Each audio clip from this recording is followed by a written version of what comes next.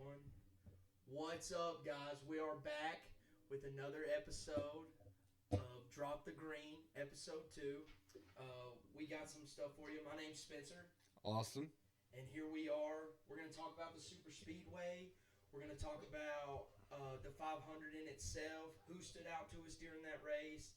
I got some bets for you guys next for Atlanta, and we're going to talk about what we think for that. And at the end, we got some dumb questions for you, and it is time to drop the green.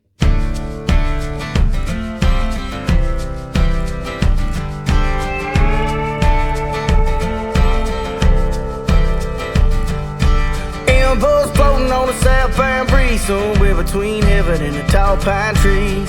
Hard land, I'm missing you. Guitar playing through the night, it felt pretty good, yeah, I'm feeling alright. Good as one for the price of two. It's been a long time gone since the truth's been told, and I've seen my head cut us low. Come on, save my soul with a bar guitar and a honky tonk crowd. Episode 2, jumping right back in it. So we'll start this way, the way we did last time. We'll do our episode 2 edition. We'll start with you, Spence. Who is episode edition dedicated to you? So I know you may not like this guy, but again, I told you last time that I kind of wanted to keep it as drivers I had seen. Okay. Yep, So recent. I chose Cindric. Austin Okay, Cindric in okay. the 2 car. For me, I'm dedicating this episode to him. Daytona 500 winner, He is. first career Cup start. I think that's very Yep, impressive. Yep. That- First that- first full-time season. First full time Yep, season. yep. I'm sorry. He drove in 2021 for Right, Penske. yep. I think he ran like 7 races in Something 33 like cars. that. Something like that. Yeah. That black car. And he had won an Xfinity championship in 2019, Mm-hmm. I do believe, and got that ride for Penske a couple times, and then comes straight out the gate and wins the big one, qualifies for the playoffs. I mean, as far as Roger Penske goes, for your first year rookie driver, you couldn't ask for anything better. No, I mean I think that locks you in. It definitely buys you a few years. Oh If my you- God, he's If riding you have that some, right yeah, now. yeah. If you have some bad years, I mean, you can definitely ride that. Yeah. I mean, Cup stuff hasn't necessarily been there, like you said, but what a Xfinity driver, man! Yeah. What an Xfinity driver, and really good road course racer too. And he's shown that in the Cup car as well. Yeah, been he's up had his there. moments. Yeah. He's had his moments for sure. Yeah, interesting pick, new guy, but like you said, it's going to be a little more recent for you. But Yeah. Daytona 500 champion, you cannot take that away. No. You cannot take that You away. can't. You So, won't ever. He's in the museum. he is, yeah. I'm being really nice about him compared to how I usually am. So, Mhm. but all right. So episode 2, Austin Cindric edition for you. Yes, sir. Okay. I'm going to go Bad Brad. So Brad Keselowski. I kind of, if you went Keselowski, I was going to go Rusty Wallace. Okay. So the original driver of the number 2 Miller car, and it was going to pay me to do that. I grew up hating Rusty Wallace. Just kind of, that's my family didn't like him, so Yeah. I didn't like him. You know how it is. But we'll go with Keselowski. I'm going to go a little bit in depth on him if you'll bear with me here, if that's Yeah. all right. So I think last week I said Brad was 39. Mm-hmm. He just turned 40 last month, so he was 40 last week too, but that's okay. So he kind of comes from a racing family. Bob Keselowski's his dad. He owned a team. I think they did some Busch races back then, Xfinity now, maybe some Orca, stuff like that. And so they were definitely not a big budget team. They were just kind of making it, getting by. Mhm. So Brad did a little bit here and there. He actually made a truck race start in 2007. You're going to think this is crazy. A truck race start in 2007 because a guy named Ted Musgrave was suspended, and he sat on the pole in that race. Hopped in somebody else's truck, sat on the pole, ran pretty dang good, got the attention of Dale Earnhardt Jr., who was pretty new to the Xfinity Series. We all know Junior Motorsports now, right? Yes. Powerhouse team. Yes. So ended up signing Keselowski to run at Junior Motorsports in the 88 car, Navy sponsorship. Did pretty good there. Kind of was tagged to drive the number 5 car that Mark Martin was driving. Really? So Mark Martin was kind of on his way out, and Rick Hendrick. I told you we were talking about Mark Martin. We need to pause on this Yeah. because you told me about Mark Martin, the dude that would never Retire, pretty much, yeah. or retire. No, you yep, know, and just I would never step away from that. Yeah, and we're on episode 2, so probably 4 episodes. We'll get into that a little bit deeper Yeah, because he's yeah. going to be my number 6 guy. Okay. So Mark Martin was in that car, had an amazing year, Mm-hmm. and basically decided his 1-year deal, he turned it into a 2-year deal. So Brad is in the Xfinity Series, tearing it up, had nowhere to go, ended up going to Penske. And that's kind of where, straight Hendrick development guy almost, and just ended up going to Penske. Worked out for the guy for sure. Before that, I kind of jumped ahead of myself. Before that, when he was running the Xfinity Series, he was running some part-time races for a guy named James Finch. So James Finch, construction guy, loves NASCAR, would kind of put a few races together here and there and put Hendrick engines in his car and run at the super speedways. Okay. 2009, Brad Keselowski in his 5th Cup start won at Talladega. Kind of my claim to fame here, I was there. Oh. But you've probably seen this clip. Brad Keselowski's in an 09 car. It was the car of tomorrow with that big wing on the back.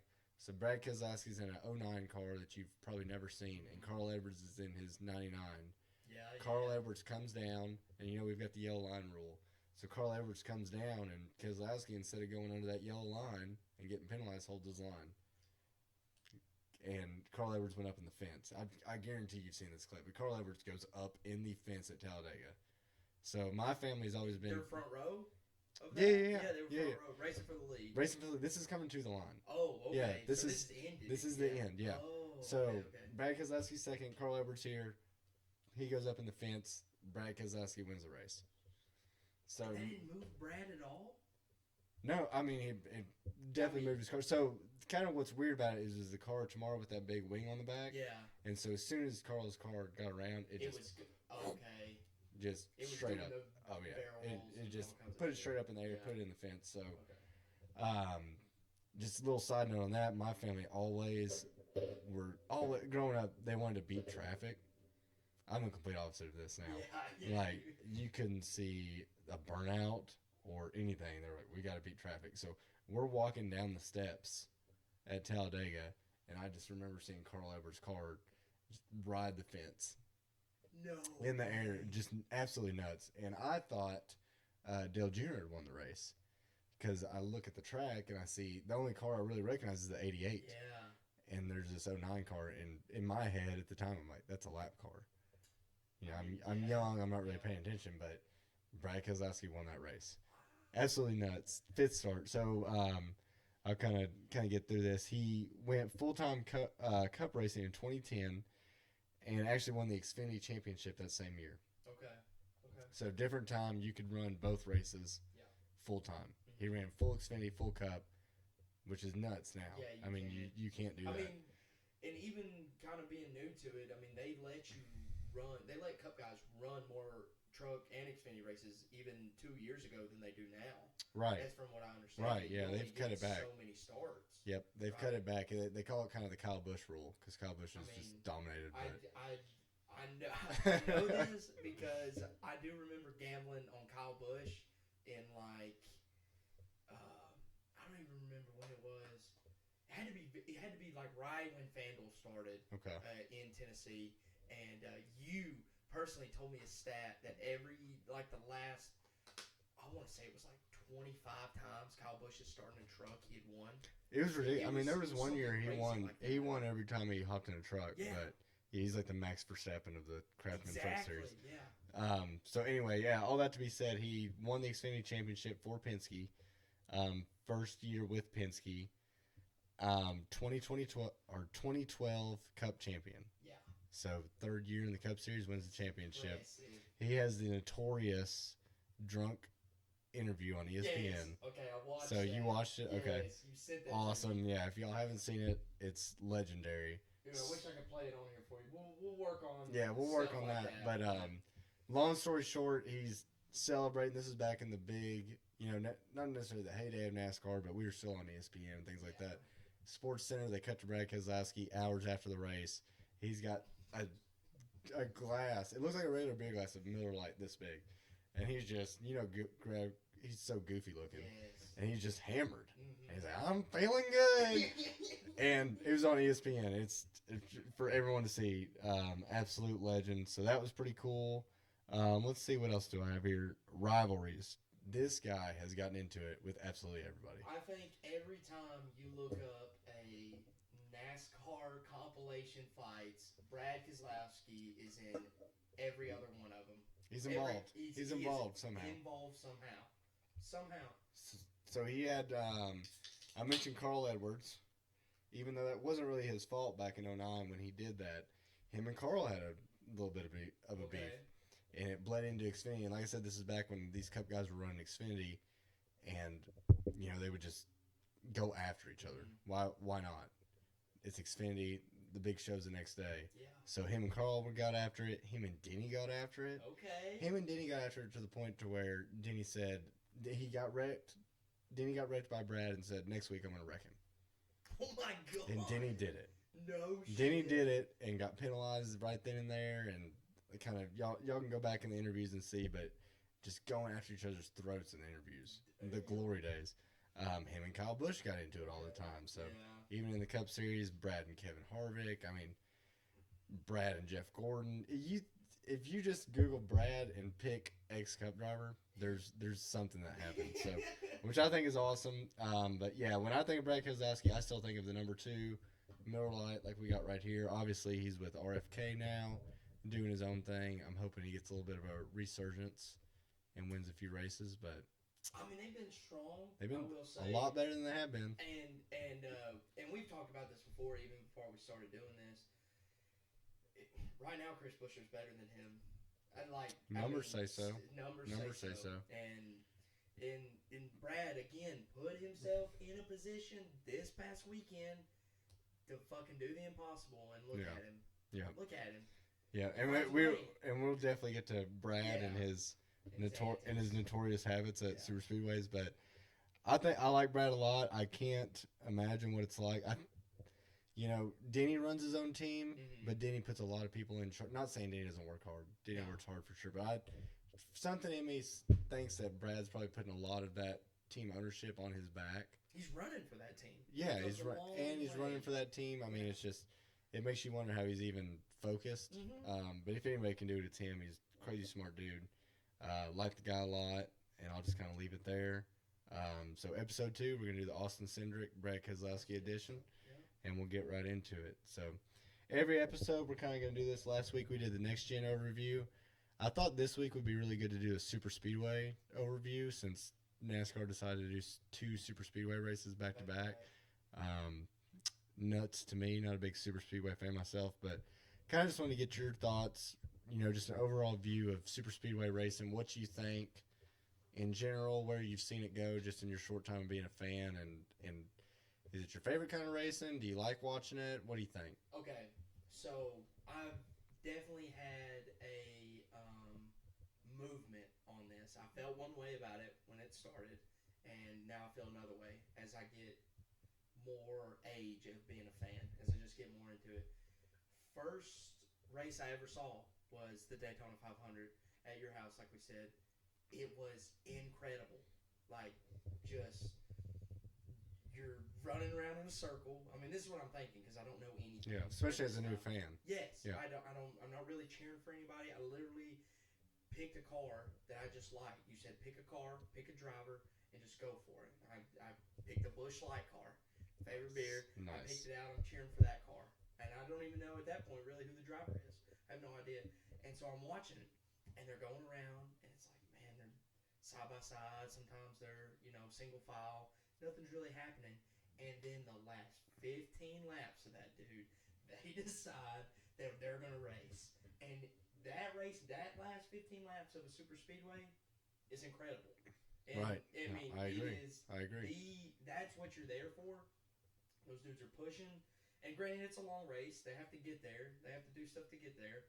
But that right there is the best. It's that's when you're jumping up and down in your seat. You don't have to be a fan to enjoy it because you know a wreck's coming. Yep. And you don't have to know the technical side. No, you don't have to know nothing. Just guys going for it. There's no tire wear. There's no. I mean, I'm not even thinking that because There's no 2-second leads. Exactly. I mean, everybody's on top of each other. Exactly. Everyone's on top of each other. They're right there. Anyone can take the lead at any time. So as a new fan, those races are amazing to watch because you can get really invested. It's gonna get you hooked. It's gonna get you hooked. Mm-hmm. Now, like you said, I enjoy them, but as we're gonna talk about this year, the season's ridiculous with the amount of super speedways they put in, Yes. where they put them in with the playoffs. Not a fan. Not a fan either. Nope. And I said this last episode, but I drove the Xfinity car some more at Daytona On iRacing. iRacing. Nice. Not that difficult. You know what I mean? Like, Right. If you don't have,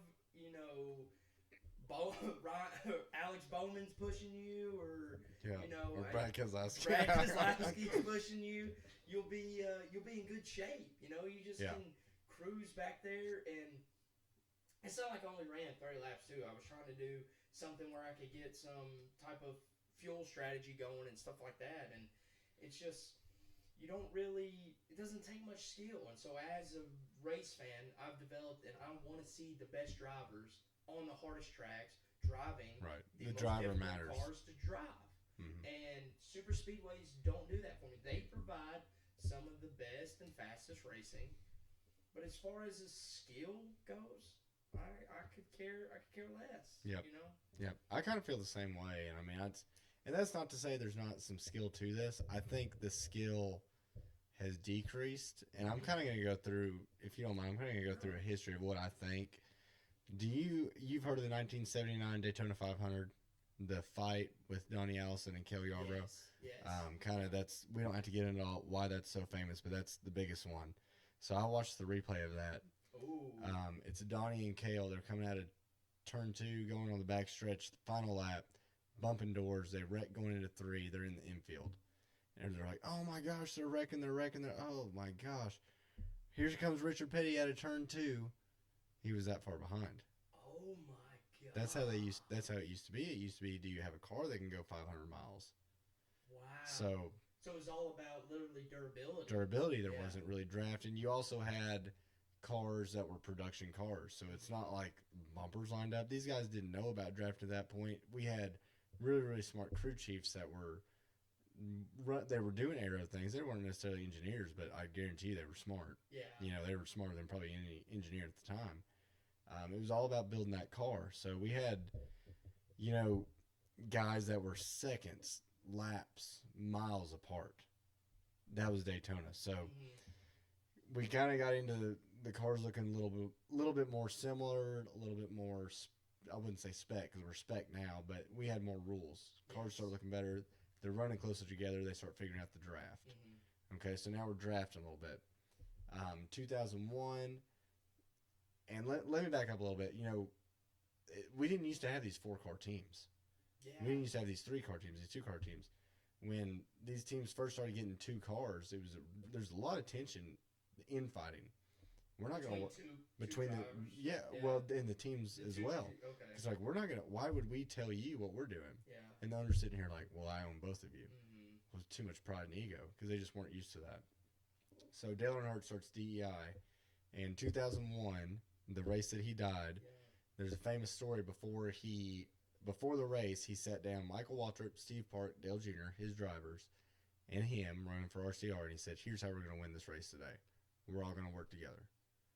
I'll push you, you push, if this happens, and they all... This is the first time that this is pretty much, I mean, pretty guessing. much, yeah, I mean, I don't think there was really, it's nothing like the alliances we have now, or the teams working together. Yeah. And, Michael Waltrip, I think he's famous as saying, that will never work. What are you talking about? You can't plan how we're going to work together and win the race. Well, sure enough, they won the race. Yeah. Unfortunately, we know what happened in 2001, but Michael Waltrip won that race with Dale Jr. right behind him. Steve Park close. Dale Earnhardt was blocking. So we kind of move on from that as we have, teams working together a little bit more, but not necessarily to the point we have now where we have the manufacturers, like we talked about on Full Speed last week, where the Ford guy said, we're going to have a Ford win this race. Yeah. So it's kind of a loose alliance. We're learning we can work together. I'll skip forward. We come to the car tomorrow, like what I was talking about with Brad and the big wing on the back. Yeah. For some reason, with that package, they did what was called tandem drafting, and instead of the big packs, it was just 2 cars. If you could get 2 cars together, they just ran amazing. There's this really. Oh yeah. So again, not really familiar with that, Mm-hmm. and I've probably seen videos of it, but didn't realize that was the car tomorrow. When you say so, they would get single file 1, 2. Yep. Now, if there was another 2, are they running? They would just go around them. They would just go around them. Wow. Yeah. Okay. So you really needed to figure out who was a good pusher and who was a good leader. The guy leading might need to drag the brake a little bit to close that gap. Yeah. So a little bit of skill there. Yeah. And the guy in the back had to poke his nose out so he didn't blow the engine. They had to learn that. They had to learn that the hard way. And we did tandem drafting for a long, long time. Now, how did that go with like that dude in the front as fuel? Because I would assume they're wide open like they were. Yeah, so I don't really remember fuel necessarily being a problem. This is pre-stages. Yeah. Obviously, we had stages started in 2017. I think stages are kind of playing into the fuel problem we're having now that we'll get to. Mm-hmm. I don't really remember that being a problem. I could be wrong, but more than anything, it was let's work together. Find a good person that works good with you. You had your good pushers. You had your good leaders. And this is not really team-based either. Not really team-based, because one of the funniest things is Dale Jr. always talks about how him and Tony always work together. Tony Stewart. Yeah. Now, Tony Stewart was in Stewart Haas Racing, which was a Hendrick Alliance at the time, but they still liked working together better. Okay. And that was okay. Yeah. So the coolest thing, you'll find this hilarious, and you can find videos of this. When this tandem drafting was so big, they put radios in the car to where the drivers could talk to each other. No. Yes. That's some iRacing stuff right there. So, and you can find pictures of this. They had a little dial in there, and they put the numbers of the cars like in the font. So you want to talk to the 20 let's say you're Jeff car, Gordon or something. You flip to 48, Jimmy. Yeah. We're under caution. You good working with me on this restart? Yeah. Go ahead. There's this funny clip of Carl Edwards. It's on a caution. It's either Daytona or Talladega, and he's flipping channels. He's like, "Hey Matt, I don't have anyone to work with. You have anyone to work with?" He said, "Yeah, I've actually got somebody already. Sorry." Okay. Flips again. "Hey Ryan Newman, you got me?" Yeah, and he goes through all these people, and they didn't have anybody. He finally finds somebody, but just funny stuff like that. Yeah. They obviously do not do that anymore. No. Okay, so then we move on to different generations of the car, and I'm skipping. I'm kind of making my own timeline here. This is all off the top of my head. People might say I'm crazy, but this is the way I see it. We kind of get into this playoff era, this stage era. Yeah. We've got the Gen 6 car. They'll run single file in the middle of the race. They right? ran that so much in the Gen 6 there's car. no reason. They ran it all the time. There's no reason to race hard. No. We'll just run single file. Yeah. Stage ends. We might start moving out. Yes. But we would always have these giant wrecks. Huge. And then it just became the norm. Yeah, it really did. We've always had the big one, Yeah. right? We've always had the big one, but then the big one just got ridiculous. It got huge. Ridiculous. So I kind of that's kind of the era I put that at. We had Wreckfest. Yeah. And that's when you get winners like, and no offense to these guys, they're Cup drivers, they're talented. We got our Austin Cindricks, our Ricky Stenhouses. Go back a little further, our Trevor Baines, or Michael McDowell's. People that are good but don't really have the cars to win anywhere but those places. Yes. So move on from there, we come to what we have now with the next gen, that big draggy car, the stages. It's a fuel mileage race. It is a fuel mileage race, but as you went through those, at least now we're getting double file racing. Right. And we cannot complain about that because there No. are so many mistakes to be made as far as we know aero goes. If the air just gets off one car wrong or they bump too hard, as we saw, it's game over. It's game over. So I mean, we had a wreck on lap 5. yeah, Yeah. lap 5, and also I know I was kind of talking shit earlier about how easy it is to do. 3 wide at Daytona is absurd for how long they did it. Right. And to have no problems. Yeah. I mean, to really have no problems for how long they did it, super impressive. And it was really good racing. Yeah, it was good racing. And I think, you'll hear other podcasts and other people say, well, it's ridiculous. They're running 50% throttle and everything. Once again, to the casual fan, the normal eye, you're 2-3 wide at sometimes. there's something to that. I mean that's the box we're in.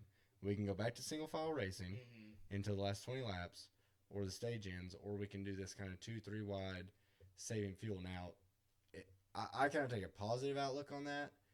It's strategy. It's these teams actually having to work. It's these crew chiefs on the box, these engineers saying, I need 40% throttle. I need this.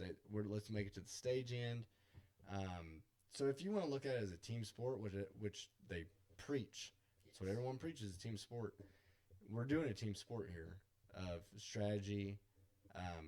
These guys aren't just rednecks driving around in circles. There's math, there's technology involved. And then we get down to, we saw it in the duels. They saved, and then they raced. We saw it in the 500. They saved, and then they raced. So now we talked about this a little bit in the last episode, and this is our super speedway overview. We'll get into Daytona and everything in a minute, but that's exciting racing. Like you said, as a new fan, that's exciting racing. They tried to make that on the mile and a half with the 550 horsepower package. Atlanta, as much as it was driver's track, it wasn't a good track for the casual fan. We loved it. Yeah. We were okay watching Kevin Harvick wax people's asses. Of course you were, right? But you know, a hardcore fan appreciates that. Is a hardcore fan the majority of people? Probably not. No. Selfishly, would rather see that. But when it was time to repave Atlanta, because it looked like I-40 in Knoxville, they decided to make it a super speedway. Crazy to me. And so now we had 2 Daytonas, 2 Talladegas. I count the 2 duels as races, so let's call that 6 races. The Clash used to be at Daytona. That was 7. Got rid of that, so we'll call it 6 again. Now we'll add 2 more at Atlanta. So now we have 8 super speedway races. So we're talking about races where anyone can win. We have this playoff format where winning you're in, and that doesn't sit right with me. It doesn't sit right with me at all, and I don't like that because you have someone like Corey LaJoie, who I'm not a fan of, can come in there to Atlanta and put all his eggs in that basket, get lucky, avoid wrecks, win a race, and be absolute dog shit the rest of the year. And he just took the 16th place position. Well, also the fact about that is they also know that. They know that. They are going to put all their eggs in that Right. basket. They have circled the Daytona 500. Those 6 They're races. going to circle I guess it's more of a fall race now, I guess, when they go back to Daytona. Well, Yeah. You got Daytona Spring, Talladega Spring, Atlanta Spring. They're circling all these again to go back to, and they're like, we have got to win this one. You know, they like you said, with the format, they do not care how they finish anywhere else. Because they can be a 30th place team all year and win, and now they're locked into 16th in points. And that money difference is insane, especially to a team like that. Yeah. So that's where I don't like it. That's where I don't like that we've added super speedways in general. You know, we're not to the point like I talked about in the 70s where we had to build a car to last. You know, we're in that avoiding wrecks, fuel mileage, get lucky. There's a lot of luck involved. You look at someone like Kyle Larson, who I'll talk about every episode, I guarantee, but generational talent. You can't tell me that Kyle Larson doesn't know how to super speedway race. No. He has terrible luck. Yeah. I mean, absolutely terrible luck. And I mean, I'll go back and give you every race where he was running 3rd or 4th and got wrecked out of his doing. So you're telling me that now we've got to put 6 races on the schedule where the most talented people can't shine and somebody else is going to get in there. That doesn't sit right with me. And that's where I have a problem with super speedway racing overall. Yeah. Now I got to play devil's advocate here because NASCAR is a business. They want people to watch. Right. What gets people to watch? Those type of races. Right. Yeah. And to go on to your point, it's the elite form of motorsports, so we should have short tracks, we should have intermediates, road courses, super speedways. I'm fine with that, but I just don't think at this point, with the way super speedway racing has got, with the format, the safety of the car, that creates big wrecks, that creates a lot of luck, and we're not showing the best of the best. With the mass difference, the mass differences in the schedule is supposed to showcase the best talent. And if we have races that aren't doing that, I don't know why they're on there. So I see the reason for it. I don't want the Daytona 500 to go away. No. at all. But that's just kind of how I feel on Speedway What Overview. do you think that number should be? Going from 8 to I mean, I was fine with 2 Daytonas, 2 Talladegas. That's I mean, it. that's iconic tracks. I'll bitch 4 times a year. That's it. You know what I mean? And 3 and times a year. 'Cause 3 we're times a okay year. with the first one. well, yeah, it's the Yeah. Daytona 500. Yeah, that's a great point. That's a great point. Never gonna bitch about the Daytona 500, but like I said, it didn't used to be like that either. And I've heard this point before. You look at the picture of when Dale Jr. won the Daytona 500 in 2014, just 10 years ago. You look at the picture of who was in that race. You had the Denny's, the Logano's, you know, the big players Yeah. were still in the race on the final lap. Yeah. Go back and look now. I mean, that just doesn't happen anymore. Not really. I mean, So- if you're driving in the top 15, and for most of the day, there's a large percent chance that you're not going to make it there. Right. I mean, Corey LaJoy finished 4th. Tell me he's going to finish 4th anywhere else the rest of the year. I mean, maybe this weekend. Maybe. If he does, it's just as lucky as when he did it Yes. Yeah. last weekend. I mean, it really is. So that's where I have a problem with it. Once again, I like the diversity of the schedule, and I understand why it needs to be there, but to me, it's just gotten to a really, really crazy point. So that's kind of my Speedway overview. Anything you want to close on there? No, I think that was great.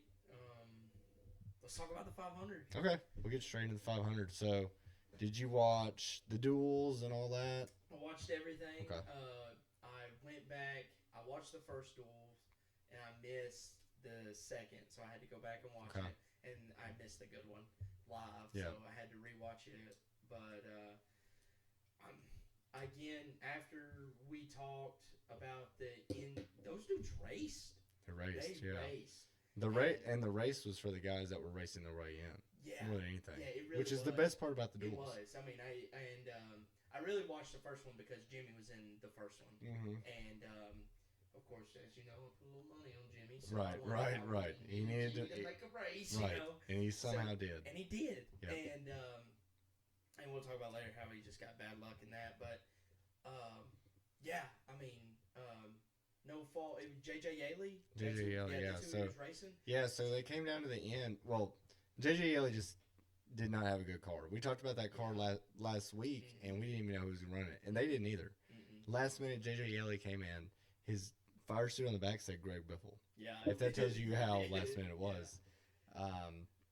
If JJ and we're Monday quarterbacking this hard, but JJ Yeley was coming in last lap, was in front of Jimmy because he had gotten in a wreck, and Chastain stalled. Yeah, For some reason, he just Hard. stalled.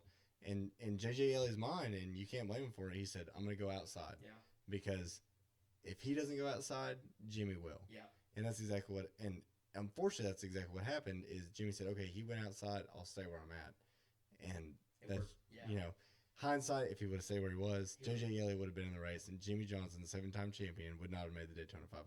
Yeah, and what we can't. I don't want to take anything away from what JJ did.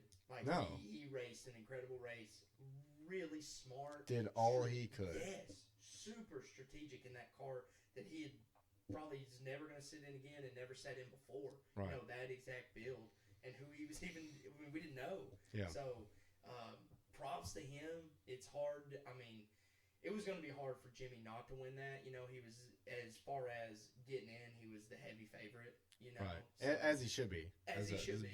I don't even know who built that 44 car, but it couldn't have been more than 10 guys. no, It but couldn't have been. dude. If you're out there watching this and you built that 44 car, Yeah. give us a call because I mean you did an amazing job. Yeah, I mean, Yeah. absolutely. You've had a car that was this far away from making the Daytona 500. Really, yeah. So, And like you said, if the driver picks, if he doesn't go outside, yeah. wins. And JJ is an experienced guy. I mean, Yeah. that was probably the right move to make at the time. mm-hmm. Because I think if he wouldn't have made that move, Jimmy would have pulled out Yeah. and passed him. I think JJ was getting passed either way. It would have And been tough. It would have been tough, but that was just the circumstances. And props to him too for not just absolutely dooring Jimmy or blocking him to where it was so bad that neither of them really made it. You know what I mean? And he Because if said- that 44 car crashed, I don't think they had another one, did they? No. Yeah. And he That even part said was- that. He even said that in his interview. One interview I watched on YouTube, they said, "What could you have done different?" He said, "Well, I could have wrecked him." Yeah, and And I didn't. Mm-hmm. Because I mean he's a solid dude. Yeah. So one cool thing, and we'll get off the duels. I have one more thing about the duels real quick. That's the only race I actually watched. Yeah. Start to finish. And we can talk about what yeah. we went through. So after Jimmy made the race, he got out of his car. JJ parked right behind him on pit road. He got out and shook JJ Elliott's hand. Yeah. Class act. Yes. Class act. For sure. Duel 2, real quick. Brad was a weapon. Like we saw in the 500. Like we saw in the 500, and it seems like 2-3 years in a row now. Just absolute weapon. Don't know why. I was feeling so good about my bet when I saw him used as a weapon. I was like, he is. Yeah. He will wreck everybody and win. Yes. Yeah. Exactly. So he pushed someone into Blaney. I can't recall who it was. I apologize, but Blaney hard hit, got out, was pissed, which I'd love to see. I mean, when you have but he did an interview and he said, "I'm sick of bad pushes. I'm pissed and I have every right to be pissed." Yeah. And I'm like, "Fuck yeah, Blaney. Mm-hmm. Tell it like it is," which I absolutely love that. So that was the duels. We get into the 500. So kind of what I was doing was working that race. I watched about the first 20 laps and the last 30. From what I understand, I probably caught about everything exciting. Mm-hmm. But I'll kind of let you recap what you saw watching it on TV. Yeah. So, literally, the stages were great. As far as one of the biggest takeaways I saw is Blaney. It was Blaney and someone got to the front in, I believe it was stage 2. I believe. And Blaney won that stage. Yes, yeah. He won that stage. But halfway through, they were of course doing some kind of fuel mileage thing, and they're at the front of the pack and they're running. And I know you couldn't tell this being at the track, but for the metrics, they're running 65%, 70% throttle at the front of the pack. It's insane. Which means the guys behind them were probably, what, like 30, 40? Oh my gosh, yeah. Yeah. Like it was ridiculous, and that was one thing that I really want to say is I remember Larson's crew chief. They were like, "Can we make it to the end? Can we make it to the end?" Because Blaney and them had not pitted, and they were trying to go to the end, and there was practically no way they could. Like even. No matter how much fuel they saved, right, they are not making it to the end without pitting. And Larson and a bunch of other Chevys pitted, and they were like, we still don't know if we can make it. And the crew chief came on and said, "Hey, they're running 60% throttle, man. We're gonna be fine." And it was crazy. As soon as he had said that, the crew chief had said that over the radio. Blaney and I'm sorry, I don't remember the other one. They were double file. That was leading those two lines. Said we gotta go. We gotta go. No kidding. They went 100%. So that's people in the war room scanning radios. Because they were like, "Dude, we have got to make these guys burn more fuel than us. So they can't make it. Yeah. So they can't make it either. So we have to pit again. Now, granted, they would have to, of course, put more gas in their car, which if you watch the telecast, that was huge. About how many seconds to fuel up. How many seconds to fuel, because of course tires don't mean anything, so you don't have to do that, but how many seconds to fuel and when to pit. And to me that was eye-opening of like, we are talking absolute, the most technology that you can get, the most algorithms that you can run on when to pit. Simulation, AI, all that stuff's in play. Exactly. And they did such a good job of that. Like, I see both sides of it. Like, you can't take that away from the race. So that was a cool part of it. And then, and we can get into the end of it of who pushed who and who made the big mistake there at the end with one to go. Yeah. But my boy was leading. So I'm gonna say this now. If he would have won that race, I would have told you to put a 10-unit fucking dog on Ross Chastain to win the championship, because he would have had all year to just focus on Phoenix. And we can talk about how that's good or bad, but that's what he would have had. And oh my gosh, he won Phoenix easily last year. Like, I mean, granted, he whooped them all. And so if you give that type of talent, that type of time, even with that lock in, that lock in, yeah, you give him that lock in, dude, he's gonna circle all they're gonna do is circle those cutoff races. Don't get into any trouble in this section. Finish 10th in your cutoff race. You know what I mean? I mean, Right. it's not saying that they're not gonna finish 30th the rest of the year, but Right. they're still gonna be up there. So that was good. Yeah, before we get into the end, I wanted to just reiterate Brad was a weapon again. Yeah. Yeah. On lap 5. Yeah. Ran, I believe it was John Hunter Nemechek. Mm-hmm. Wrecked a handful of cars. Harrison Burton was in there. Not good. Wasn't his fault, but definitely does not help his case on what we were talking last week. But, yeah, so they finally caught up on strategy. They were able to pit. I think it was like the last 35 laps. They were able to just race like crazy. I was there watching with a guy and some customers that had never really watched NASCAR or pay attention. They're running 3 wide, 20 to go. I said, this cannot last. No. You know it can't last. Mm-hmm. So then that's when we have the wreck where Bowman hits Byron, gets into Brad. Kind of the big one. Sucks that those two end up finishing 1 and 2. We'll get there in a minute, but I don't know what else. It's going to happen, right? We knew it was going to happen. They're running 3 wide. They're all wide open at this point. There's going to be a wreck. Mm-hmm. So it was. I don't really put that on anybody. No, you can. I mean, all those dudes, when you've raced, 495 miles and you have 2 laps left, you want to win that race. Right. And it's like, it's time to go. Yes. And I think there was like 10 laps left at that point. So, because I'm gonna shit on somebody here in a minute, but with 10 laps to go, if you're running that 3rd or 4th line, it's time to go. Yeah. That's when you have to go. Yeah. So we end up re-racking them, getting a restart. So, as someone who was there, and on that last lap, white flag lap, they come down, and we have that big wreck, which was Chastain. It's kind of Chastain making a move on top of Corey LaJoie, wrecking Cindric. They slide through the grass. I see the white flag go out, and then I see the caution. Yeah. The guy next to me that doesn't know NASCAR says, well, what now? Do they run more laps? Me being cynical, I say, I guarantee you, NASCAR says, caution came out before the white. Or, well, they were in the overtime zone or some bullshit. And they've been known to do that. They've been known to do that. That's why I said it. And NASCAR re-racks them, and they get it done. Mm-hmm. And then next thing I know, they say, William Byron's won the race. And it's weird because as someone who loves the rules and let's be consistent, I was like, fuck, dude, re-rack them. Yeah. Re-rack them. And it's a weird feeling for me. But they made the right call, in my opinion. It sucked. I mean, I hate to see a race in that way, but if you're going to have rules and you're going to follow them, they did it right. They did not bullshit this one. Mm-hmm. They didn't. Like I said, it sucked. Mm-hmm. It's not how you want to see it end, but they followed their own rules for once, and I was happy about that. Yeah. What did you think on it? Would you rather see them re-rack or?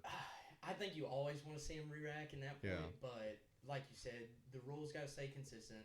They did a great. I mean, they were on the front stretch for a hot minute. Like, I mean, they were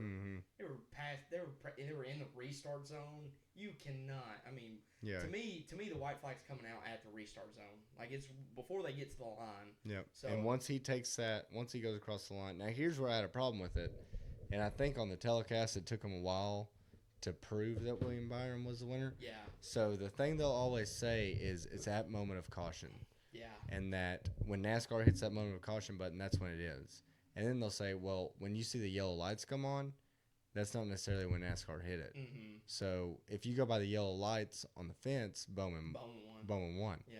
But if you go by NASCAR's button, they didn't. And from what I understand, it took them forever to show evidence of that. It took them a minute. I will say, and I'll get into the what I thought about the telecast later because I have a beef with Fox. But, don't we all? But they did a really good job of not declaring a winner. Like they were they kind of kept saying, just when we get word, we'll let you know. We'll wait. And they just kept showing replays of it, of course, of the wreck, who was pushing, and all that stuff. But they did a really good job of like not hey, Bowman's won, or we know that William Byron has won. They didn't do anything like that, which I was very impressed with, honestly, Yeah. because some of those networks, they'll just jump on a guy that we know this has happened. Right, Yeah. just for the headlines. Yeah. So one thing, and this is kind of a stupid question, but I've got a better stupid question for later. I talked about that yellow light on the fence isn't the same as when NASCAR calls a button. How fucking hard is it to sync those up? Yeah. It's I mean, I'm no tech guy, but why can't, when NASCAR declares caution, that's when the yellow lights on the fence come on? yeah. Just for the people there. As someone who was there and had no clue what was going on.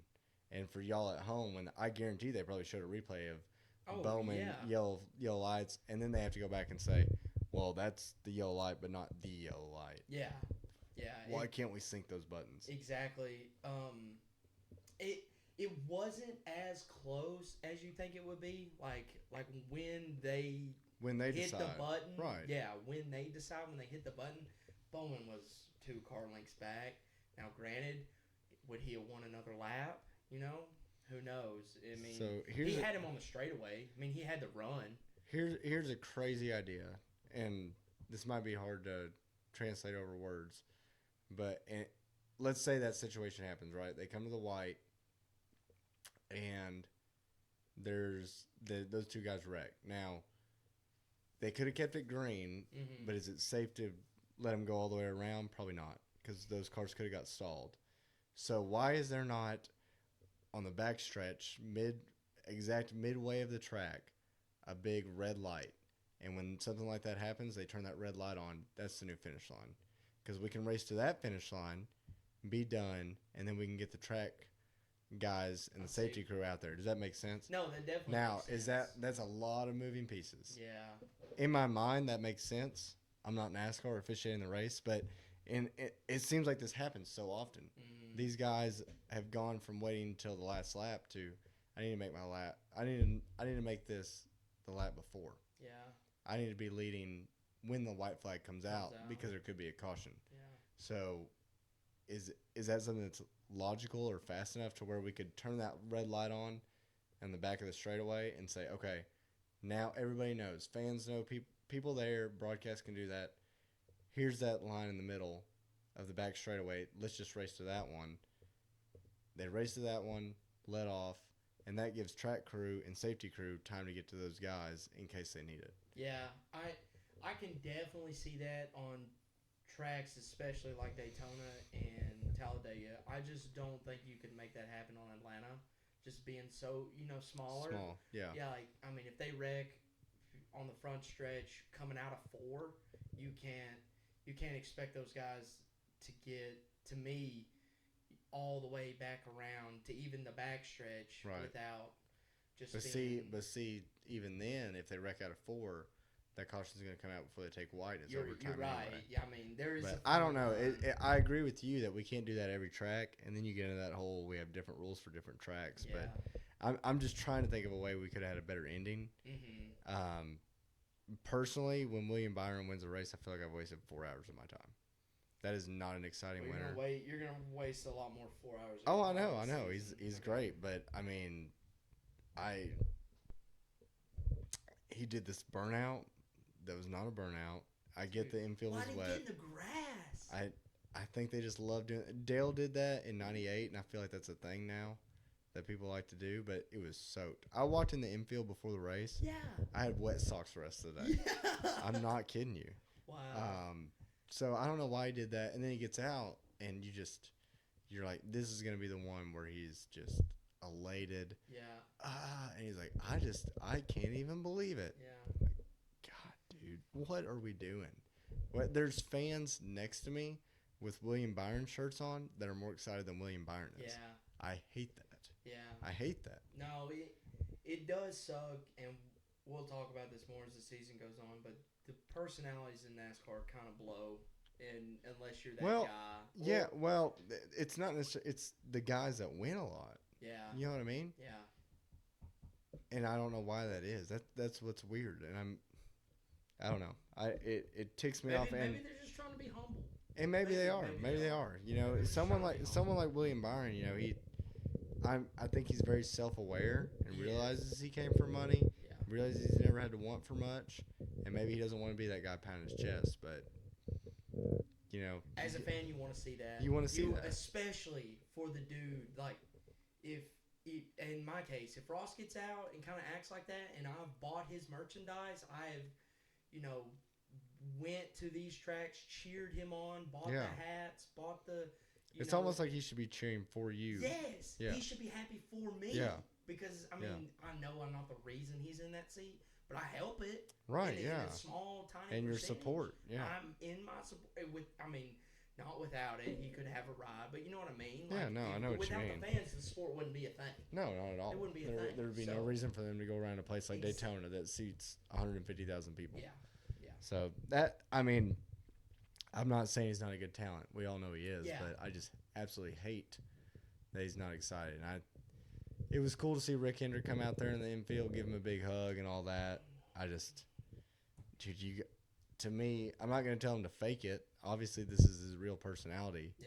So, props to him for being genuine, I guess. But I just personally hate it. Yeah. I feel like it's a waste every time he wins, and we just have to see him so monotone. He's not the only one. There's other people too. So moving on a little bit, what beefs you think have came out of this? So we definitely had. Well, everybody's pissed at Brad. Yes. But that's what's weird, is it's almost like Brad just gets away with it. Yeah. It really does seem that way. I don't know why, and I think it's Brad owns it. He's always like, I push. Yeah. Well, I don't just push. I push. Yeah, I push, and maybe don't get in front of me. Mm-hmm. And he's not controversial, no, and well, he is controversial, but he's not an asshole about it. No. And He'll never try to slide the truth. Or make it act like he was in the right. He'll tell you, hey, yeah, I messed up. and even blaming the duels, as pissed as he was, they're like, well, who are you pissed at? He's like, I'm just pissed at people making bad pushes. It's like, dude, we all know who made the bad push. Yeah. It was the 6 car. It was. So really, that's so weird to me. I don't know if something's gonna come out of that. When we get maybe next week, if Brad does it again, which is highly likely. Yeah, it is. Maybe if someone is finally like, Mhm. what the fuck is wrong with Brad, that he just keeps pushing people into oblivion. Yeah.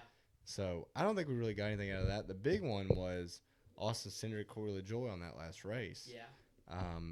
And They had some beef on, of course, after post race interviews. they kind of went after each other. Cindric said, congrats on 4th, but what do you? And he said that as a smart ass.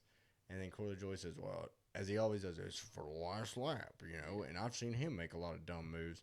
I haven't really seen Cindric make any moves, much less dumb moves. The only moves I've seen him make is tearing up Xfinity, doing great. Won the 500. Really been quiet since then. I don't know. Yeah, he definitely fenced his teammate to win the 500. We can say what we want about that. He didn't turn him head on to the wall. no. If we're gonna start picking on guys, let's pick on Brad. Let's pick on Corey. Yeah. That actually wrecked Cindric. Mhm. But I'm just not a big Corey LaJoy fan. I used to be. I kind of bought into the whole, stacking Just need a pennies, just ride. need a ride, Yeah. and dude, Spire. You can't tell me Spire's underfunded when they just spent $40 million on a charter. No.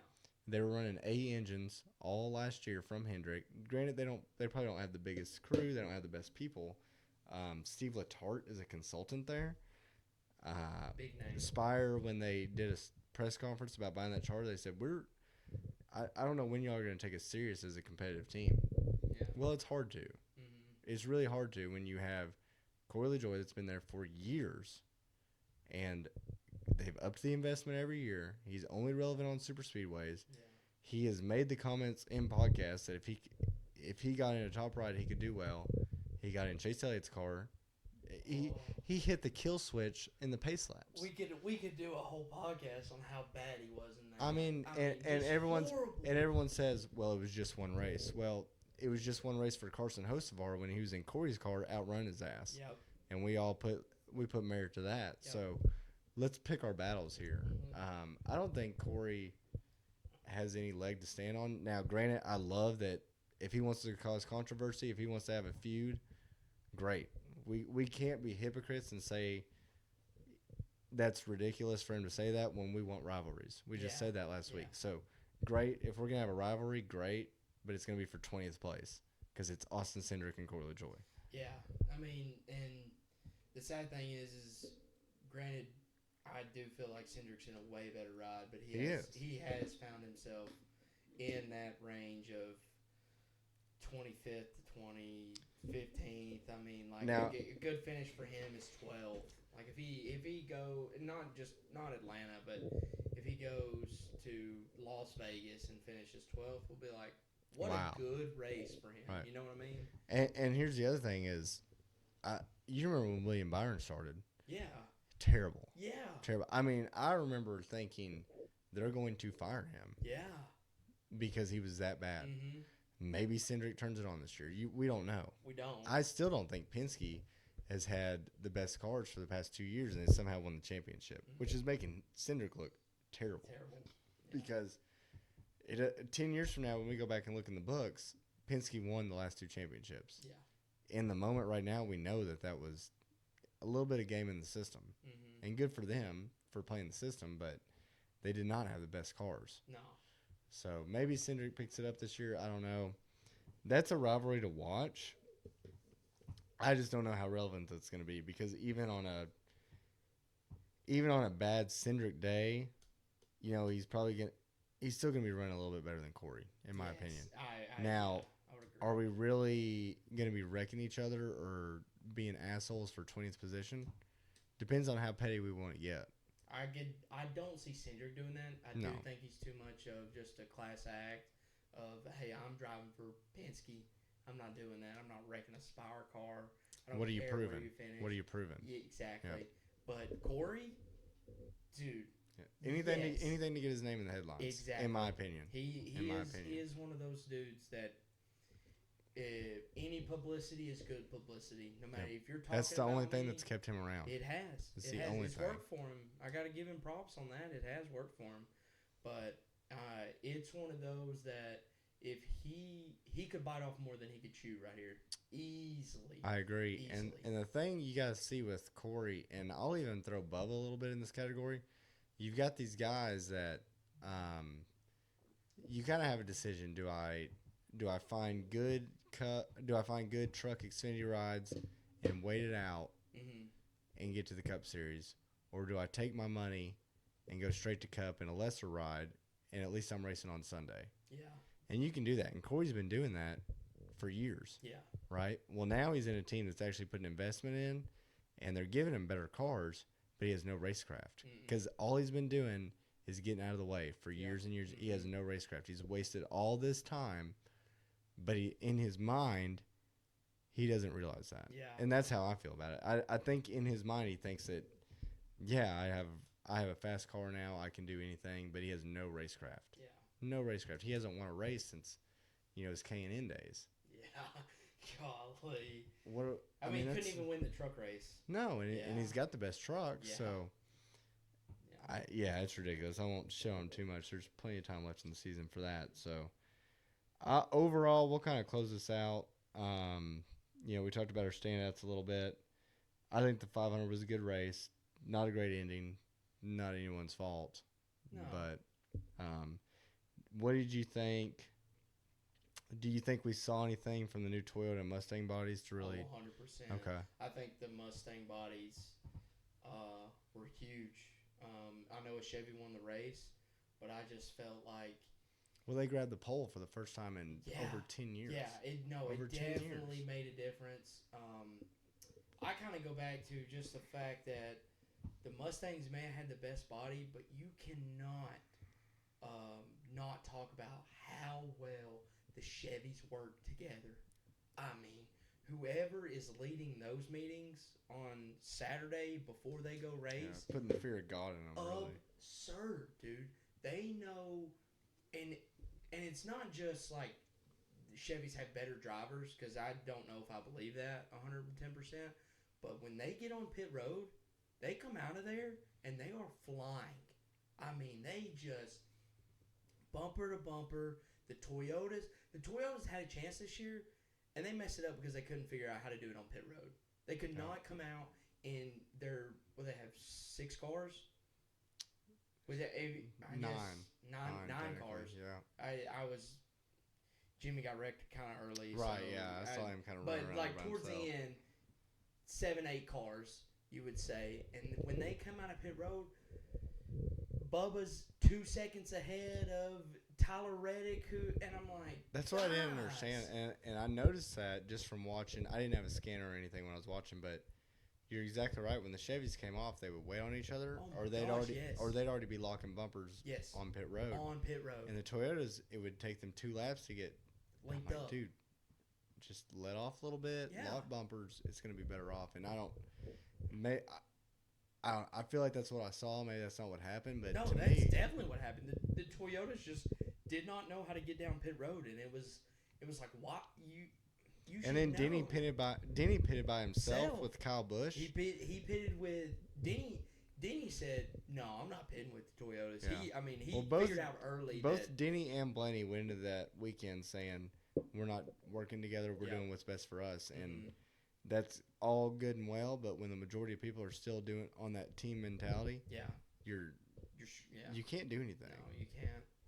And so, I mean, of course, the Chevys probably had the bigger group, but like I said, I just think they linked up better. Like, they could have had 4 people, and I Yeah. still think that they could have just got around there so much faster because they were so good at knowing exactly how much gas each car needed, or, hey, Bowman doesn't need as much gas as we do, so we're not going to take it. You know what I mean? They were so good at getting off pit road, and to me that means a lot. Yeah, I think we still don't know anything too much about these bodies, and I don't think it's really going to show until we get on a mile and a half. That's And fair. I think we're going to see it's not going to be Chevy because Chevy's still running the same body. Yeah. I said it last week. You got to think if these guys have made new bodies, they have to be better. That's usually how it goes. So I think we'll see either Toyota or Ford have an advantage on mile and a halves. That's just kind of my guess, and we don't know which one yet. And because Atlanta is not going to tell us. No, it's not going to tell us. One thing, kind of before we move on, you can say something. We talked about people that stood out, and I don't think we hit on this enough, and I don't know if you really saw it being there, but Kyle Busch drove from the back of the pack to the front 4 different times, 4 or 5 different times. Something unreal. Like, I'm sitting there, and Kyle Busch pits, or he had two Penalties, penalties right? Yeah. on pit road, straight to the back. Haven't seen, especially him personally at a super speedway, haven't seen him just race to the front like that, like within 15 laps. Dude is back in the top 8, and they're talking about him again. I'm like, didn't he just have a pit road penalty? How in the world is he up there like that? I mean, he's just passing people. Yeah, and it might have been fuel mileage. It might have been him doing something a little different, but I don't want to hear anyone say they're not racing, they're not passing, because Kyle Busch just making it look easy. Yeah, and like I said, he might have been gassing it when they were 40%, but either way, passing's passing, right? Exactly. So, That's what okay. I'm saying. Well, that's kind of. I think I'm about done on Daytona. What do you think? Any closing thoughts? No, or? I mean, great race. Love to see it. Don't want to see too many more of them. Right, I'm with you there. And we'll have one next week. Yeah, exactly. All right, we'll get straight into bets. This is your thing here. I kind of want to start with where are you at overall after Daytona? Okay. Are you up? Are you down? I know I'm you're. down. I know you're I'm down, but I know you're down. If you're watching, I'm down. Jimmy hurt me. yeah. That was a tough. I may have put a little too much on him, but So what did you put on him? What did you lose? I put half a unit on him. So we're down. We're down 2.5 units. We're down 2.5 overall. overall. Okay. Okay, because I put a whole unit on Bubba. Okay. So if you're following Spence, you're not. You're down 2.5. You're down units. 2.5, but it's early. It's so early. Honestly, if you can come out of Daytona only down 2.5 units, You're looking good. you're looking good. Now we might stick you in the mud again this week, but we have better things. We're coming. gonna try to not go down 5 units here. That's what Yeah. I'm gonna try not to do. If I can stay at 2.5, maybe gain some money. And be conservative on super speedways. Yes. I think that's what you were doing too. Yeah. So my big ones here, as we saw, Chevys are still pretty strong. Again, preface this, I want to see who wins the poll. You had a stat that you told me earlier this week. That's a crazy stat. Yeah, I pulled it. It wasn't as crazy as I thought, but it's still pretty crazy. So they reconfigured Atlanta in 2022. So we've had 4 races there. We've had 4 races there since. Our winners are Willie B, Chase Elliott, Logano, and Byron. So in 22, Elliott won the same week he got the pole. Yeah. And in 23, Logano won the same week he got the pole. So it's kind of 50-50. We're on a new reconfiguration. I think a lot of that is you just cannot pass. It's not wide enough for this pack racing. So now I had a really strong 50-50 bet last week. That was Bowman getting the front row. Yeah. Didn't even make the second round of qualifying. So take that for what it's worth. I think this one's a little bit more legitimate. But I would wait till qualifying came out for sure because it seems like, to me, you got a 50-50 shot of your pole winner winning. The lines may change. Of course, FanDuel doesn't help. But what I'm really going to attack this week are top 10s. Okay. So I'm going to kind of take a layup. And I don't have the lines for these, but these are going to be my picks. So I'll come back next week with the I'll tell you how many units I'm putting on it, but to see how many units we win, I don't know that yet. So if you kind of want to look, get you a value pick, I'll tell you my value pick. But and I know he's my boy, so maybe a little bit of bias. Ross top 10. I feel like he is at the 500. I mean, he was up there all day. Mm-hmm. I don't see why he's not going to qualify in the top 10. Again, it's the 500. You stay out of trouble, or it's a super speedway. Stay out of trouble. I don't know why he couldn't have another top 10 easy day. So, which I know he didn't finish in the top 10, but he regged. But he was there. I would not put him on to win. I'm probably not going to take anybody to win this week. That was really wrong. You wouldn't even put one on Willie B? No, just because it's so crazy, man. It's so crazy, but he's won half the races. Here since the reconfig. I understand what you just told me. Yeah. I'm just telling you, as far as value goes, I don't think that value is anywhere I want it to be. Okay. That value on him winning is probably going to be plus 600. To me, that's just I want to make some units. Okay. So Ross top 10. I'm going back to him. Bubba. Okay. Bubba top 10. I feel he got shafted on that last restart with he had he somehow got himself in the back. He had ran up. He said in his post race interview, which, like I said, I did not watch the actual TV broadcast, but his post race interview, he said we hit 95% execution. We needed that extra 5. He said, I don't know where that 5% was, but we'll go back and find it. So I didn't figure it was on him. No, it really wasn't. It was some kind of pit road error that got him towards the back. Which when are they going to fix that? Yeah, that's been a problem with this team, but and Reddick. Yeah, really a 2311 problem. Both of them. So I don't know if they just need to get away from the Joe Gibbs. Well, they're not. I think that's their problem. Is last year they started their own pit crew. Oh. So they went to their own pit crew because they were getting second tier Joe Gibbs guys. Yeah, well, you start your own. You're just the only people that are going to leave are second tier whoever guys. Yeah, whoever. Yeah. So they need to find some diamonds in the rough over there. But I'm taking him, and I feel like the value of the week is. And it may not be a value. I just don't know how they're going to score it, how they're going to take into account the 500. But I feel like Bowman. Okay. Bowman. And I'm going to say top 10 right now to you and to whoever's listening. But depending if his odds are over 800 to win, that's the winner. Like, you know what I mean? Yeah. Like, that's a value pick. Okay. And if you're picking winner, if his odds are over 800, I'm doing half a unit. So I'll show you my freaking things. This is money I'm betting. Okay, Right. so but I'm saying half a unit there If he's plus 800 or better. if he's plus 800 or better for winner.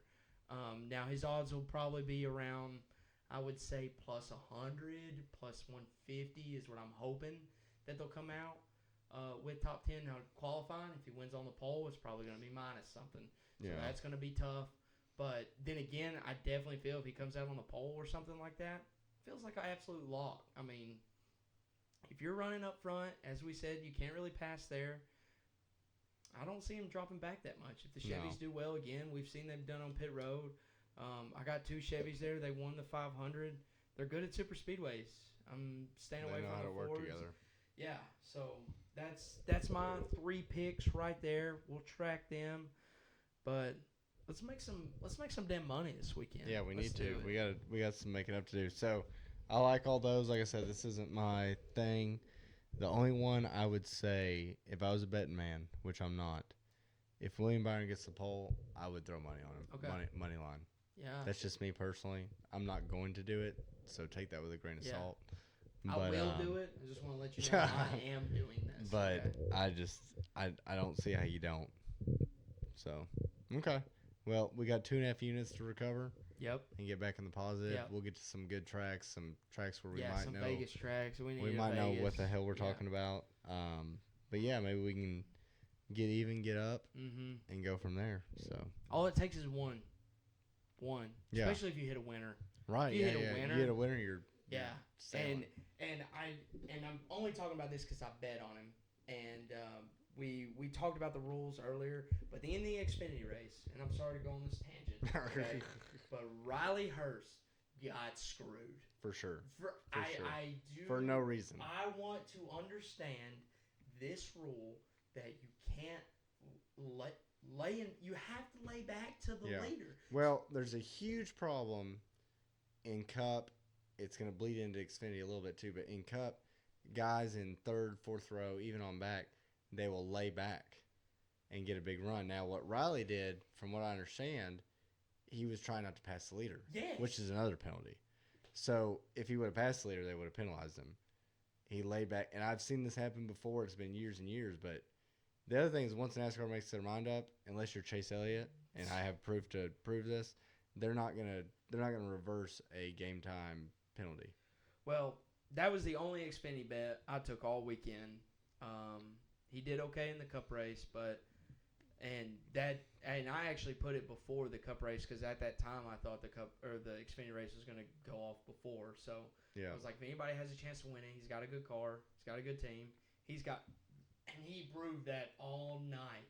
And if he did not get shafted right there at the end, I don't know if he would have won, but he had a better chance. FanDuel would have been paying me my fucking money. That's all I gotta say. He had a better chance than getting penalized. That's to win, exactly right.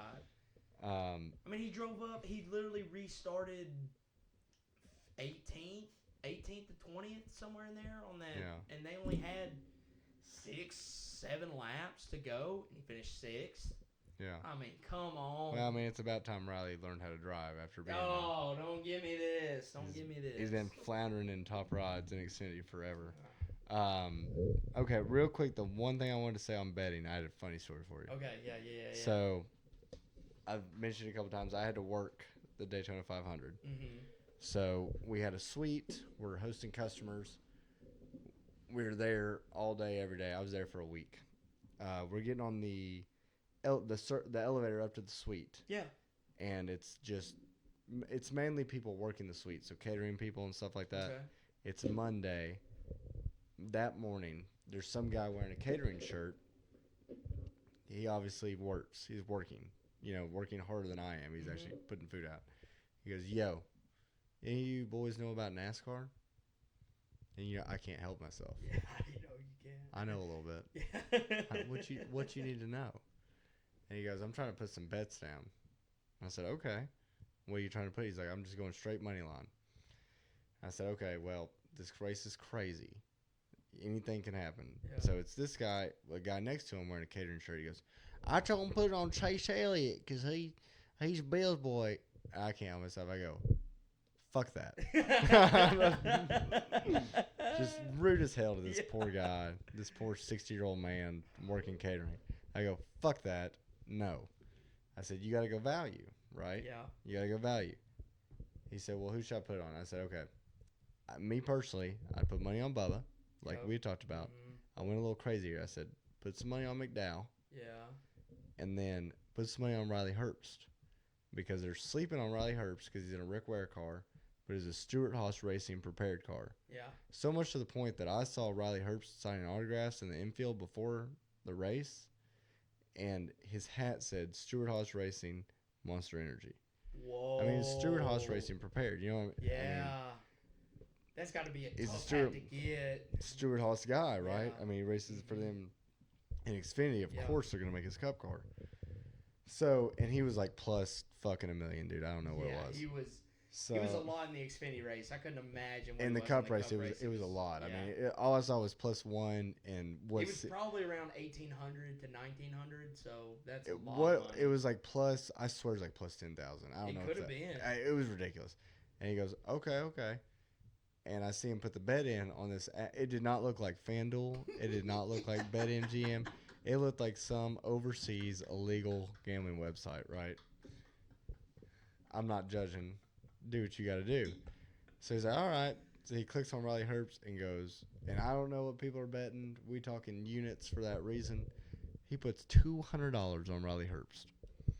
No fucking way. And I swear to God, he puts $200 on Riley Herbst, and I go, whoa, buddy. And he's like, well, you said he's good. And I said, hey, I hope I don't see you after this race. Because I'm not, this is not NFL where it's a 50-50 shot, right? And I was like, hey, and he goes, is that like a lot to you? And I was like, yeah, man. I mean, I do pretty well for myself, but I ain't betting $200 on Riley Herbst. No way. And this guy, I don't know what his story is, but the dude's working catering, right? You know, he could be, this guy could have side hustles out the ass. Yeah. He could be making a living from sports betting from all I know. Who knows? And he goes, this ain't shit. I got friends that bet tens of thousands of dollars. I said, buddy, I ain't got those friends.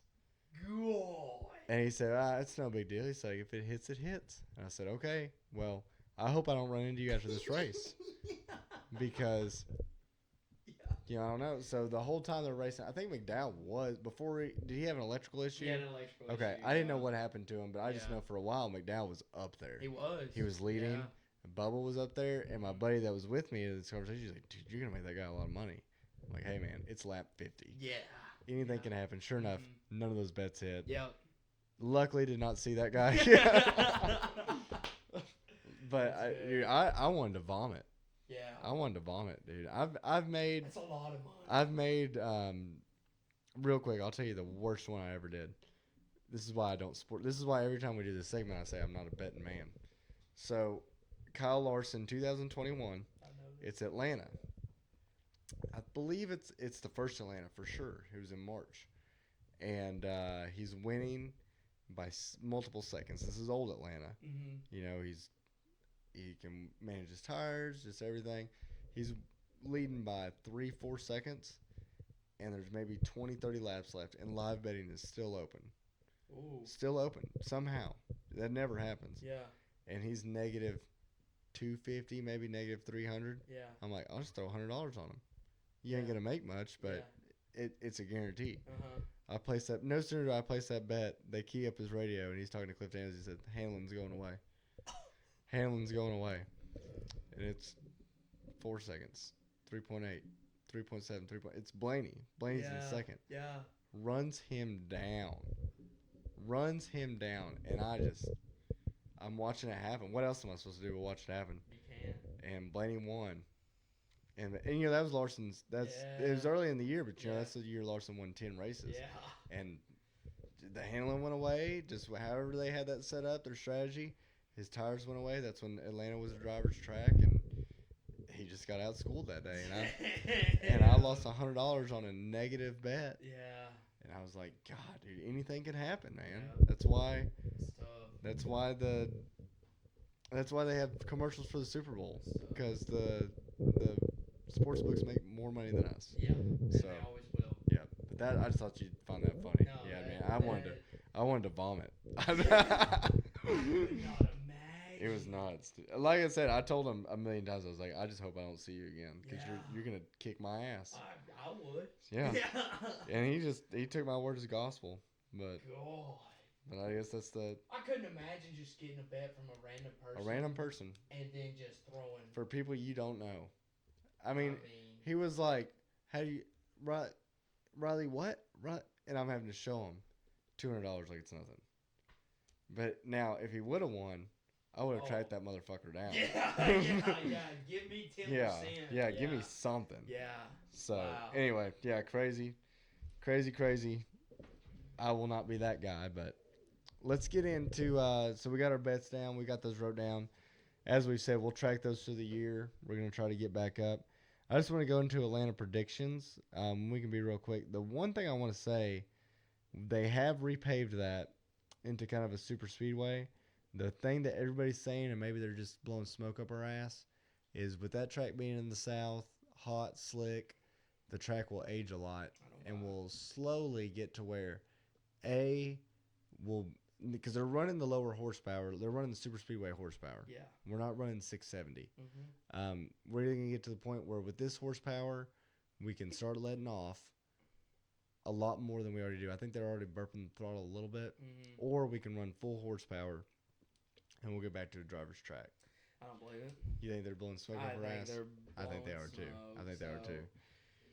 I'm not going to try to agree with everything you say all the time, but yeah, I love it think when you do. Yeah, I mean, they're just being absolutely stupid. We might see that in 10 years. No matter. It don't rain that much in Atlanta. No matter how hot it is, they paved that thing well. It is going to be a damn super speedway. And forever. For forever. And you get into it a little bit. Here's my theory on Atlanta. We had the Gen 6 car, and they didn't think Atlanta was putting on a good race. Yeah. We talked about that earlier. Yeah. To us, it was. It was amazing. I remember them showing Kevin Harvick. He would let off at the flag stand. Oh, my God. It was so good. And buried in the corner. Yeah. And just, I mean, that's so cool to me. Yeah. But the broadcast has to do a good job of showing that. Mm-hmm. And they did. Yeah. But evidently no one gave a shit. No. So, anyway, they decided to reconfigure Atlanta after 2021 because they said we need something more exciting. So they reconfigure it. Well, what happens in 2022? We create this car that's amazing on 1.5 miles. Yeah. God, if they would have just repaved it and kept the banking, oh my God, it makes you wonder what it would have been. It would have been the absolute. It would have been better than the 500. Yeah, honestly. because it would have been a driver's track. Yeah. Ideally, right? Yeah. We don't know. We're kind of talking out of our ass, but it probably would have been better than what we've got. Yes. So it's hard to make predictions. We talked about them a little bit in bets. I mean, we're going super speedway racing with a mile shorter course, and it's narrow and you can't pass. Yeah. So I don't know. I think you have to rely on the fact there are big ones here. From what I can remember, I've actually went to this race. The first race it was reconfigured, I went, and there were some big ones, but they were never really at the front. They weren't at the front, but I do remember that very first race. It set the record for the most cautions that we had ever had at that track. So they're wrecking, or someone's pumping tires, or they're throwing cautions. So I mean, it's one of those. If it happens mid-pack, I mean, you are collecting a lot of cars. Because there's nowhere to go. There's nowhere to go. I mean, you have to slam on the brakes and pray. Yeah, I mean, and that's all you can do. They're not running a heavy brake package at a super speedway either. No. So you're not really stopping the way you would want to. Yeah. It's hard to make predictions. I got on the notes here what we would like to see. I don't know, man. I just don't want to see a wreck fest. Yeah. I mean, I don't want to see a fuel mileage. And that's one thing I don't really remember about Atlanta. I don't really think we're running a fuel mileage race like we did at Daytona and what we'll do at Talladega. I don't know if we'll see a third line form. It's hard to form a third line there just because it's so narrow. Yeah. We might get one. If we get one, it's going to cause a wreck. Yeah.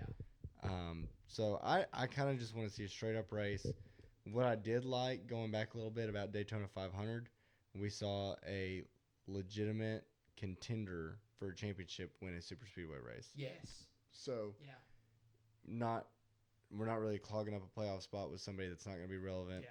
We don't want a Corey LaJoy to win. Well, I don't. Yeah, No. no. Not only because I think he's overrated, but he's not going to do anything else. So, what I want to see more than anything is give me a Penske driver, a Hendrick driver, even a Stewart Haas driver. We still don't. The Stewart Haas could be legit this year. We don't know. We don't know. But I would feel a lot better about them winning than no offense, but like a Ricky Stenhouse. Yeah. Just because they don't have the cars to compete the rest of the year. Even give me a Tyler Reddick or something. Yeah, absolutely. Yeah.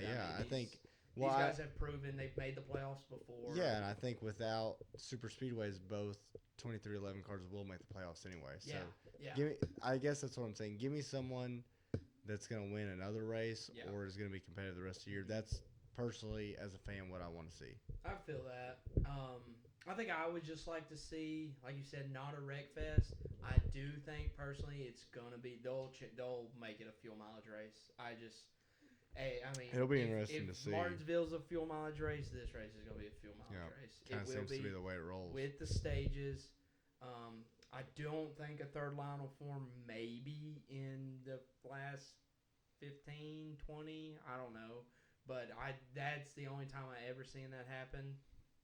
If you get up to the front, I feel like if you're cruising right there, you just hang on for the ride. You're probably either going to win or finish good. But no wreck fest.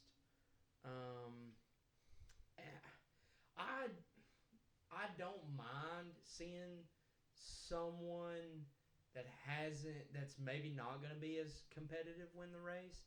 Because I do feel like some of those teams need that. And this may be, and I know it's not, in a perfect world, we want all teams to make the best money they can. Right. Okay, well, some of these teams need those races. So they do. I'm not going to be cheering for Corey LaJoy, but I do also understand that when that dude gets out of the car, if he's not fucking pumped about it, he'll be pumped. No one will be as pumped as that guy right there if he won Atlanta. Yep, and I'll give that to him. I mean, he will legitimately burn the place down. Yes. So good for him.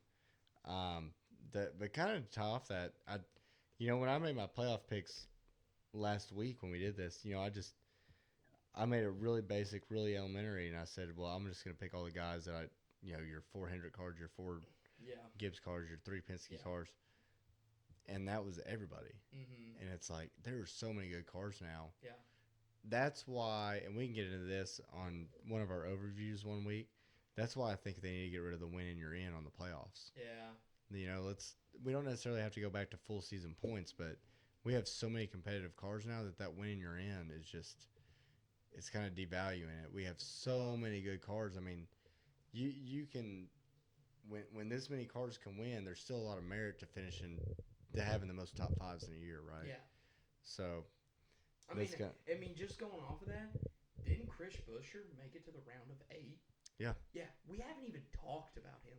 Right. Like, we've mentioned Brad because he's up there being a missile. Right. Being an a absolute weapon. Yeah. But Chris Buescher's a driver, man. Yeah. He is a driver. So it's like 3 wins last year. I mean. Yeah. I could completely see if you want to sprinkle on Chris Buescher. I can't. Yeah, I'm not going to argue. And on the races he won on last year, it's hard not to bet on him almost anywhere we go. Exactly. So, yeah, it's weird. Like I said, I guess my overview on predictions here is I just want to see a top guy that I know will be competitive all year win, just so we can get through these super speedways and not have any. I'll be mean and say a BS winner. Yeah. So that's kind of where I'm going. Yeah. Any other predictions for Atlanta or anything you want to see? No, I just good racing. So okay, I can't wait. I'm excited. Yeah, I'm excited too. I'll be more excited to get some what I call real tracks, but it's racing. Same. I'm gonna watch either way. Yep.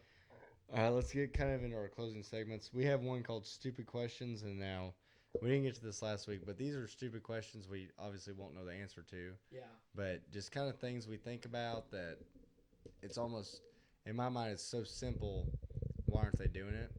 Mm-hmm. I don't know if you have one this week. I've got one. If you don't, go ahead. So, we talked about Atlanta getting repaved, right? Yes. Now, when they repaved Atlanta, they narrowed it up Mm-hmm. and they made the banking a lot higher. Mm-hmm. So what Atlanta was before that, as you know, rough, wore-out racetrack, driver's track, chewed tires up. Yes. That was a big thing. And I remember when William Byron was a rookie, he burned the tires off in 20 laps. Mm-hmm. And they were like, "What do you do?" And he's like, "That's a rookie at Atlanta. Yeah. You can't fault the guy. You don't know until you know." Yeah. So they repaved it. They waited as long as they could. Right? They had absolute potholes coming up in 21, and they had to repave it. Yeah. Did they have to do what they did? No.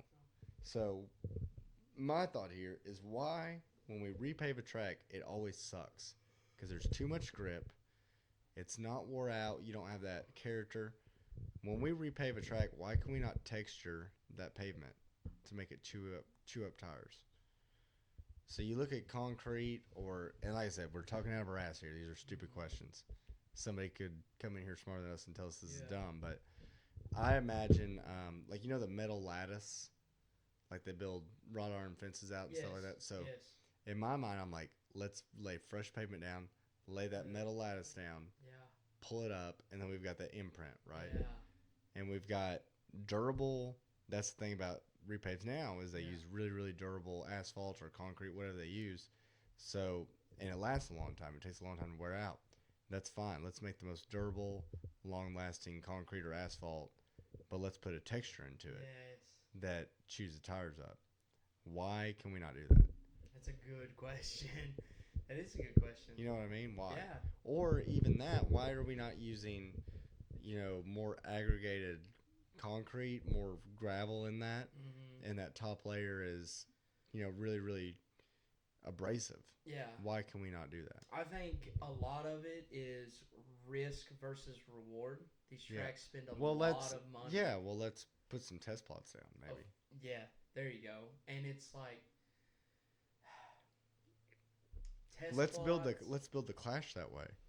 There we go. It's that a would track. be a perfect. It's a track that we tear up every year. Yeah. And worst case scenario, right? Let's say it's too abrasive. Okay, well now we have 100-something lap race where we got to change tires. Yeah. Okay, well let's say that fucks up the Clash one year. Yeah. What did we fuck up? Nothing. We fucked up a non-points race. Yeah. Where we had to pit all the time and drivers had to manage their tires. I mean, who cares, Yeah. right? We'll forget about that. Yeah.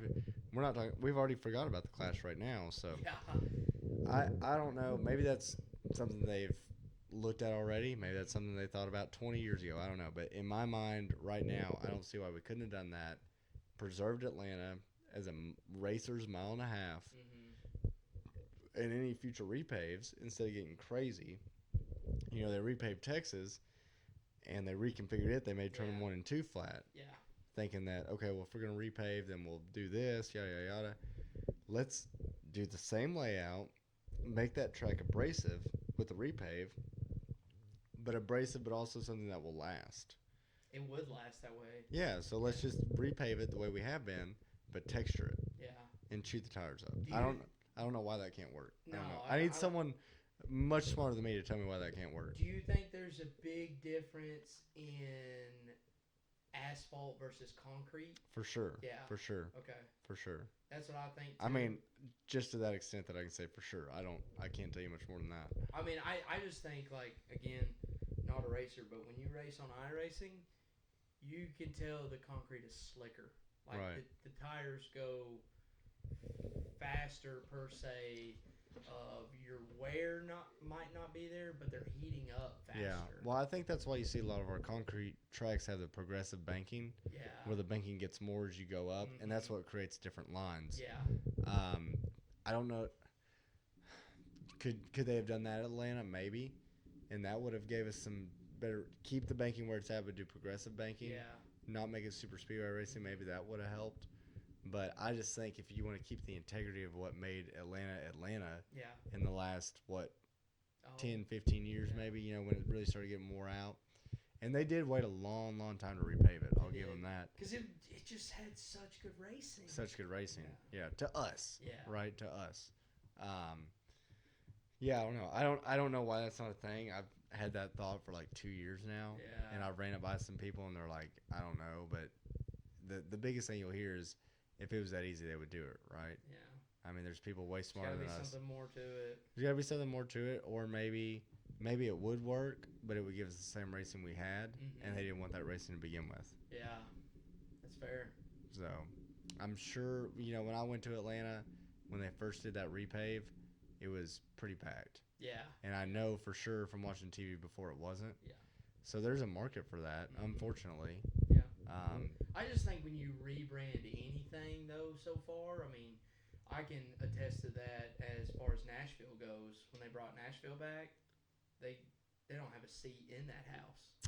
Right. I mean, there's still a lot of people out there, and I know why NASCAR doesn't chase this fan base because it's a fan base they've had forever. Guys in their 60s, girls in their 60s, that when you give them that little bit of nostalgia, they come back. Now, there's a fine line there because I hate those. It was better back in the day kind of people.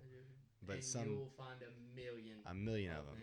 Yeah, and it's exhausting. But some things, like if we could have kept Atlanta a tire wear, driver's track by texturing the concrete or the asphalt or what. I mean, like I said, to me, at 10,000 foot view, that makes so much sense. I don't know why they couldn't do that.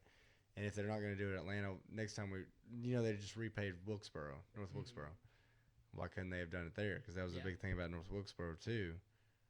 And when we go back to the All-Star race, we're not going to have any of those tire wear problems that we had before that made that such a good race. Yeah. Even though Kyle Larson dominated it, if you really are a race fan, you knew that there was strategy there. You had to manage your tires. Kyle Larson wouldn't have won that by a mile if he wasn't so good at managing his tires. Yeah. So that's my dumb question. Maybe hopefully someone smarter than me can tell me why. Yeah, comment if you know something more than we don't. But to me, I mean, good. It's Why on a surface level right now. I don't know why that doesn't make sense. I don't know why that doesn't. So that's kind of the stupid questions, dumb questions that I kind of want to roll into in the future. So we'll kind of go from there. As of now, that's the greatest idea because no one's ever told me it wasn't. So we'll go into favorite memory of the upcoming race. We might have the same one here, but what are you thinking here?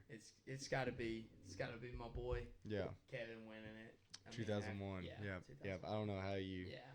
We even touched on it last week, just talking about Daytona. I mean, that's how impactful it was. But 3 races after Dale died, they put Kevin in a white 29 car. Yep. The story. Gave him no shot, really. No, they didn't expect anything. From him. Kevin had been the test driver for Dale because Dale notoriously didn't like testing. Yep. So Kevin tested for him. They changed the car to white. Richard Childress said, "Give me the lowest number available." It just so happened to be 29, and they kind of tried to reverse the scheme a little bit, just make it different because you're never going to be Dale. Yep. Kevin said that. He said, I hope no one's expecting me to be Dale because I'm not. I'm Kevin Harvick. He was so good at that. So good. Yeah, just being his own person. Bumping doors with Jeff Gordon right down to the last lap on a driver's track. Got it done. So I don't know how you get any better than that. No. There's been a lot of really, really close races. I know Dale Earnhardt, Bobby Labonte had a really close one. There's actually been a handful of photo finishes at Atlanta before it was the race it is now. So there's some good ones out there, but man, it's hard not to pick. Yeah. I mean, how can you not pick that one? Yeah, that was the best one. So okay, well we agreed on that one this week. Too much agreeing this week, honestly. I know. Where are you watching the race? Watch it at my house. I think you're coming over. That's too. right. I'll be there. We're gonna have a watch party. Yep, I'm excited. I have, like I said, I was at the race last week working. It was cool, but even though Fox is just god awful and makes a terrible broadcast, I'm excited. I didn't talk about that much, and I won't because we've been kind of long-winded. But Fox, first race of the year, but not counting the Clash, first race of the year. 7 out of 10. Okay. I was and how much that's is that? high. How much of that is Kevin pulling it? 6 out of 10. Kevin's done amazing. Dude, it's Kevin, 90% Kevin, but I'll tell you, I'll be a hater again. Mike Joy, absolute legend of the sport, right? Yeah. Mike Joy is Jimmy Johnson in himself to where we're forgetting about his legacy because he's just floundering and staying well past his prime. Yeah, it's Clint Boyer yeah. obviously does not prepare for anything. No. He's goofy. I never liked him as a driver. Sorry, I just didn't like his personality. It's over the top. But we finally have Kevin in there to where Mike Joy will pipe down Yep. and Clint Boyer will act right. Yeah. So And- God bless you, Kevin Harvick.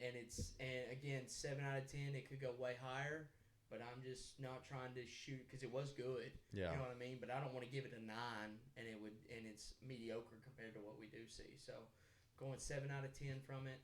Expecting a lot from Atlanta. Do not. I mean, keep it rolling. You've done good. Yeah. So the clash was great. The duels were good. I mean, there's not been anything like last year we could just pick out. And we can talk about the ads, but I mean that's just part of it now. But the actual commentary, very good. Yeah. So- But the commercials we shouldn't bow down to that either. No, we shouldn't. I mean, we can talk that's- about yeah, that on another. Yeah, for episode, sure. but Because that's absolutely ridiculous. They need to get that Yeah. fixed. But they do. all right. Well, any closing thoughts? I think Hey. I think I've let it all out there today. I know. Enjoy Atlanta. So We'll see you in a week. Thank you for watching. all right. Appreciate you. We'll This catch has you on. been Drop the Green. Yep. We'll see you. We'll see you.